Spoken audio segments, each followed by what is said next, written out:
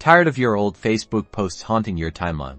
Well, you're in luck. Today, I'm going to show you how to delete all your Facebook posts at once, giving you a fresh start and complete control over your online presence. Let's get started. First, go to Facebook and click on your profile picture in the top right corner. This will take you to your profile page. Next, look for the three dots right next to the Add to Story button on your profile. This will open a menu with several options. Click on the three dots. From the drop-down menu that appears, select Activity Log. Clicking this option will take you to a detailed record of all your actions on Facebook. On the left-hand side of the Activity Log page, you'll see a list of filters. Find and click on your posts. You should now see a list of all your Facebook posts. At the top, there should be a small checkbox next to all. Click this box to select every post listed.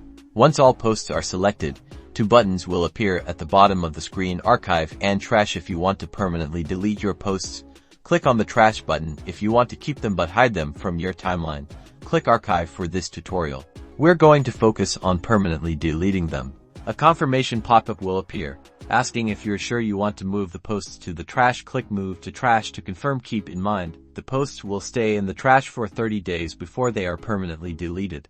Now, to permanently delete them immediately, go back to the left-hand side menu and click on Trash. Here, you'll see all the posts you've moved to the trash. You can either restore them if you changed your mind, or you can select them again using the All checkbox, and then click the Delete button to permanently remove them from Facebook. And there you have it, a clean slate on Facebook. Remember to manage your privacy settings to control what you share. In the future, don't forget to like and subscribe for more social media tips and tricks.